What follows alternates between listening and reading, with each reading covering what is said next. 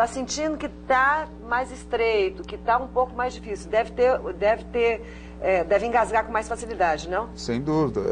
A disfagia, a dificuldade para alimentação é um sintoma importante que comete esses pacientes. Então, sinais de alerta, só para a gente enfatizar bem isso, principalmente se você fuma e bebe, tem que ficar mais esperta ainda. Úlcera ou afta que não cicatriza, né, doutor? É verdade. Dor ao engolir ou ao falar, dor, né? Espinéia, um nódulozinho no pescoço, todo mundo se olha no espelho, né? Faz a barba, a mulher passa uma maquiagem, a gente se penteia, usamos o espelho todas as manhãs, praticamente todo mundo. Então, o sujeito olha no espelho. Tá diferente. Tem um nódulozinho, né? Rouquidão. Rouquidão. Persistente, dificuldade para respirar ou engolir. Também. Sangramento também, obstrução nasal, doutor? O sangramento é um sintoma, mas é um sinal, né? Não é um sintoma, é um sinal mais tardio, de uma lesão mais avançada. Então, há uma necrose do tecido e pode haver um sangramento. É importante, Aurélia, lembrar que a rouquidão é um sinal precoce do câncer de laringe. Mesmo lesões muito pequenas, menores que 1 centímetro, por exemplo, nas cordas vocais, surge uma rouquidão que não melhora porque todo mundo pode ter uma rouquidão passageira de alguns poucos dias. Agora, uma rouquidão que dura 1 mês, num paciente que fuma, um tabagista, aí realmente deve ficar alerta. A tosse persistente também é sinal ou não? A tosse não é um sinal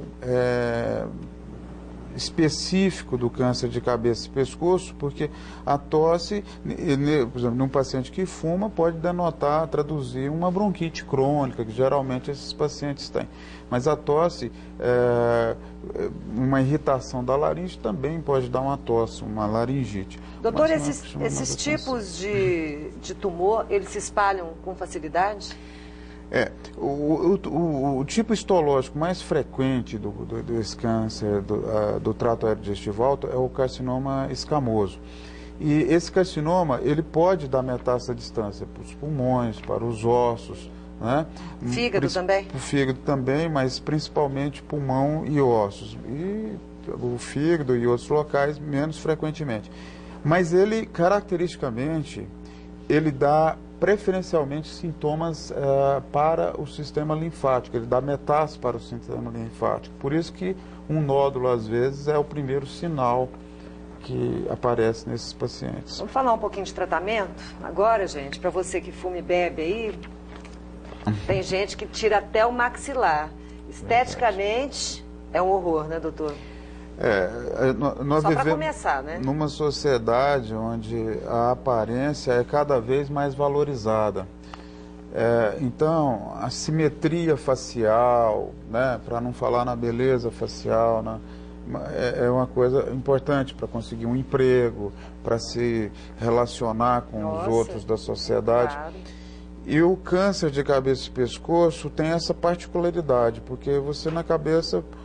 você tem a aparência, que é importante, né? Você tem o sistema digestivo, que começa pela boca, você tem o sistema olfatório, né? O cheiro, você tem, enfim, a visão, né? Câncer de cabeça e pescoço pode evoluir, cometer o olho e a pessoa ter que retirar Mas para chegar a tirar uma mandíbula, por exemplo, a pessoa deixou tempo demais, não foi não? Às vezes, nem sempre, Aurélia, porque se você tiver um tumor, por exemplo, num paciente edêntulo, um paciente que não tem dentes, um tumor de gengiva, ele pode crescer em profundidade e ali está muito próximo da mandíbula. Nossa. Então, às vezes, você pode ter uma lesão aparentemente pequena, mas que já infiltrou a mandíbula. Sobrevivência, doutor. Qual que é a sobrevida de um portador de um câncer de cabeça e pescoço? Certo. Olha, existem 4 estadiamentos. Então, T1, T2, T3 e T4.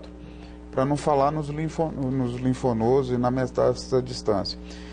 Nos tumores avançados, Se não houver tratamento, esses pacientes geralmente morrem em 2 anos, né, nos avançados. Ou Nossa, no T3, no agressivo. T4, ou num tamanho menor, mas já com metástase regional. Então, se não houver tratamento, eles geralmente vão a óbito nesse período. Lembrando, Aurélia, que eu acho importante esse trabalho que você faz, porque esses tumores eles levam anos, às vezes, de evolução. O paciente ele tem um sintoma e, às vezes, procura um atendimento depois de meses, 6 meses, 1 ano, né? E, às vezes, até mais. Então... Mas esse tumor, esses tipos de tumor, eles se desenvolvem em 6 meses, 1 ano, a ponto de se tornar grave? Não. Muito pouco tempo? Não, assim, eles em 6, às vezes o paciente demora, depois do aparecimento do sintoma, 6 meses, 1 ano. Porque se você olhar geneticamente, os fenômenos genéticos, as mutações que ocorrem para desenvolver uma célula maligna, isso pode levar até 6 anos, né? Pode levar muitos anos. Não é um fenômeno que geralmente ocorre num intervalo curto de tempo. Entendi. Entendeu? Entendi. Então, às vezes você precisa de mutações... Agressivo. A pessoa faz químio, radioterapia em tumores de cabeça e pescoço? O tratamento ele é baseado na cirurgia, na radioterapia e na quimioterapia. Você pode usar as 3 armas, né? Dependendo do tipo histológico, você pode usar apenas um desses tratamentos ou tratamentos combinados. A pessoa se cura? Pode se curar? Para sempre? Pode, sem dúvida. 60% a 70% dos pacientes, por exemplo, que são tratados no Hospital Araújo Jorge são curados de uma maneira geral. Essa cura, Aurélia, depende muito do tempo em que o paciente procurou um tratamento. Ou seja, né? Quanto mais cedo se descobre, se trata, maior a chance com certeza. E com se menos curar, consequências Sem menos dúvida. graves. Sem dúvida. Tem algum caso assim que chamou a sua atenção ao longo da sua carreira, assim, da agressividade desse câncer? Sem dúvida. Isso não é assim a norma. Por exemplo, tireoide, você tem, a grande maioria são tumores perfeitamente curáveis, Tireoide, né? sim. Mas em 5% dos tumores de tireoide, você pode ter um tipo histológico chamado anaplásico, um tumor anaplásico, um tumor indiferenciado. Esses tumores, eles fatalmente evoluem com óbito, entende? Mas são raros. São muito raros, mas eu estou falando assim, quer dizer, é uma coisa que é devastadora. E isso, como são raros, a gente consegue recordar, lembrar daqueles pacientes que a gente teve, não sei, o desprazer no sentido de não conseguir fazer muita coisa com relação a... O Hospital Araújo Jorge é um hospital interessante porque essas pesquisas que são feitas vêm do Araújo Jorge, não é? Aqui em Goiânia, o Araújo Jorge é uma fonte, assim como é o Hospital das Clínicas, a Santa Casa, o HGG, o Araújo Jorge é uma fonte de inúmeras teses de mestrado, de doutorado. É um hospital que tem um departamento de ensino e pesquisa relevante para a comunidade científica, eu diria até brasileiro, porque esses dados são usados, por exemplo, da Unicamp e por outros pesquisadores.